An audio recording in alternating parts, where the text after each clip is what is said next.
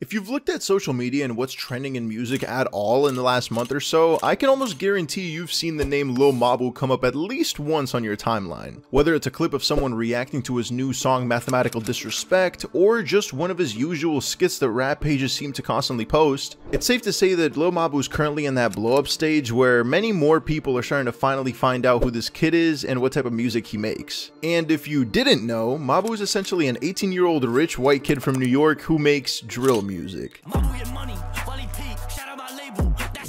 Yeah, I know, not what I was expecting either. But how do we get to this point? How is it that the most violent and aggressive genre of rap that we've seen in recent times is currently being spearheaded by a kid who is not only from the suburbs, but spends his summers in a multi-million-dollar mansion in the Hamptons that his parents own? My name is Grisha, I make weekly video essays about topics I mess with, and today we take a look at the bizarre takeover of Lil Mabu.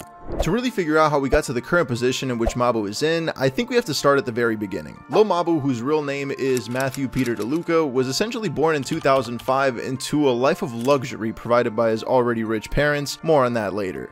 He decided to pursue music only a couple of years ago, as the earliest song of his that I was able to find was Glue on his SoundCloud, which was posted in June of 2019. Used to be a hater, now you see me on your screen, slide into the D. At this point, Mabu would have been 14 years old, which definitely explains the squeaker vocals, but I can't really blame him. This is clearly just a 14-year-old kid having fun messing around with making music. And it seems like Mabu was definitely enjoying making music, as he dropped his next song, Up Next, only a few days after and released 2 more songs, Taking Over and Man Down, to round off 2019. Now I know what you're thinking, Glue didn't sound like a drill song, and yeah, you're right. It seems like in the beginning of Mabu's career, he decided to pursue the trap sound that was popular at the time instead, essentially sounding like a very young version of an artist like Lil Mosey. In 2020, however, is when you hear a definite change in production in Mabu's music, as it seems like that's when he finally decided to take it a little bit more serious and go to an actual studio, or maybe he just bought way better equipment, but the quality definitely did get better. He dropped 3 songs in 2020, those being Slide, Heartbreaking, and Miss Me, all of which still fell under that trap melodic umbrella and sound completely different to what Mabu makes today. However, when we get to 2021, things take a complete 180. And that's because on January 23rd of 2021, Lil Mabu dropped Move It, which was his first time attempting New York drill, and while it was obvious that the sound was still very rough and he had definitely not found his definitive sound as of yet, the song racked up a significant amount more streams on Spotify than his prior releases.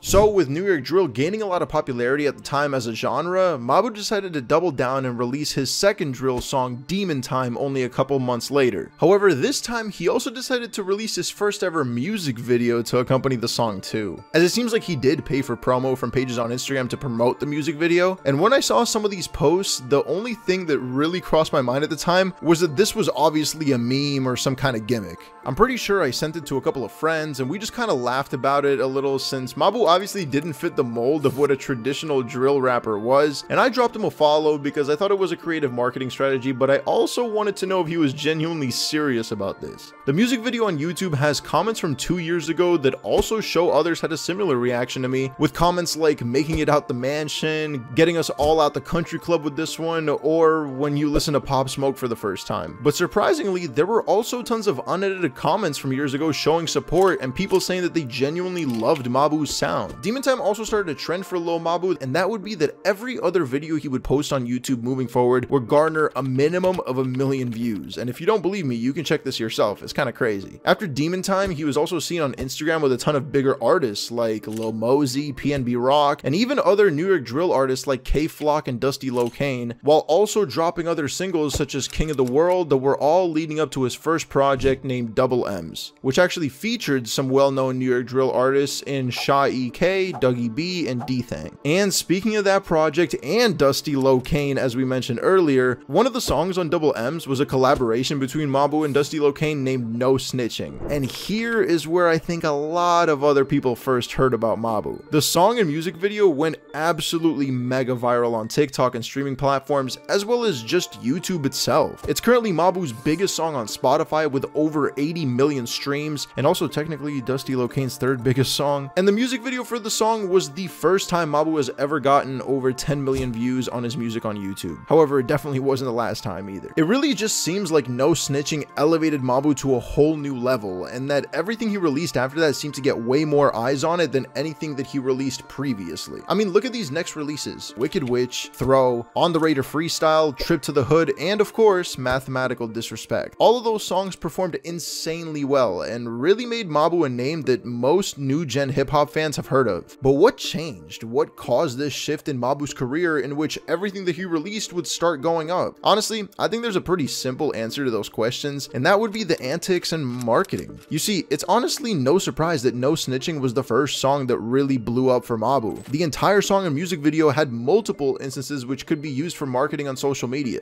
Mabu putting a red dot sight on a knife, the use of King Von's flow in a storytelling verse for Mabu, and just overall a regular suburban looking white kid talking about street code and doing jewelry heists was enough to get people talking. For a song like Throw, Mabu and Didi Osama did a skit mid-music video in which Mabu got shot during the song's beat switch, and that part went viral, resulting in the song getting streams. Mabu dissed his teachers on his On the Raider freestyle. In Trip to the Hood, I mean, the whole song is a meme of him taking a trip to the hood so that he can make it out. Mabu understands that he doesn't have the typical look of a drill artist. He understands that people probably don't and will never take him serious as a gangster or anything. And he plays into that fact by doing skits or using lyrics that will shock people and make them talk about him, no matter whether they're saying good things about his music or making fun of him. However, I also think the release of Mathematical Disrespect changed everything as well. Mabu used marketing tactics that have worked in the past, and this has to be his fastest growing song so far. The amount of streamers I've seen react to this song is insane. I mean, we're talking about Aiden Ross, Kai Cenat, Dante, etc. It seems like everyone has heard this song at this point, and it's only been out for about a month. And it seems like everyone's agreeing on one thing when it comes to Mabu: he might very well just be a marketing genius. After all, he's said multiple times that he doesn't have a label. All this promotion and growth has been Mabu himself.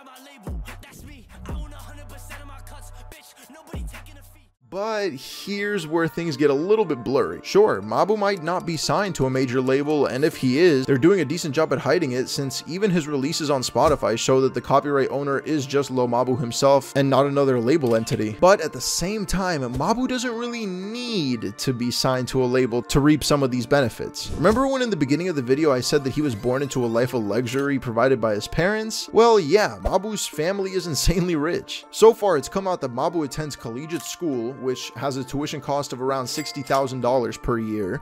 My name is Matthew DeLuca. I go to the collegiate school. I'm in 9th grade. His middle school cost $55,000 per year in tuition, and his family lives at 2 different properties throughout the year. One is a 3.3k square foot condo on the Upper East Side, and the other is a 6,100 square foot mansion in the Hamptons, both of which are worth close to $12 million combined. And also, apparently Mabu's dad has a little bit of street cred because he's kind of a menace. It's been reported that he works as a funeral director in Manhattan, and that back in 2006 he was accused by his ex-wife of being in cahoots with a couple of Brooklyn judges to cheat her out of millions during their divorce. He's fought legal turf wars with fellow undertakers, and even once took a punch to the face after allegedly soliciting future business from a client's 90-year-old mother. Imagine going to plan a funeral for a family member and the funeral director saying that he can give you a 2-for-1 special for when it's your mother's time. Jesus. But tying this back to Mabu and the whole label situation, who really needs a label when you have rich parents? From what I see, it seems like Mabu could have easily asked his family for money to record, promote, and release his music. He also could have easily paid artists for features or just to get studio time with them, and I'm sure many of these artists now, especially the ones who now have actual hits with Mabu, mess with him, but I'm not really sure it started out like that. Also, in case anyone was wondering, yes, there was a rumor of Mabu being the son of a huge label executive, but that was disproved quickly, so we're not even going to talk about it. In my eyes, Mabu is the prime example of fake it till you make it. He used his resources and blessings that he's grown up with to try and have a successful career in the music industry, which now seems to be paying off. With how many streams Mabu's been getting now, I can only imagine what the list of artists that wouldn't mind a collab looks like now. And as for what the future looks like for Mabu, this one in my opinion is a little tricky. Sure, he's going up crazy right now and it seems like the sky's the limit, but the one problem that I see with Mabu's career trajectory is that this is definitely a huge gimmick slash trend, and while it might be going great currently, all trends eventually come to an end. However, I do think that now, at this point, there are genuinely people out there that actually like the music that Mabo puts out consistently, and I personally think that he's capable of making good songs. So it's going to be interesting to see how Mabo's career moves forward and whether he pivots into a new genre once the drill bag starts drying up in the future. But speaking about the future, while Mabo seems to be taking over now, AI songs might be taking over later, and that whole concept is crazy enough for me to make a video about it. Check it out here and subscribe.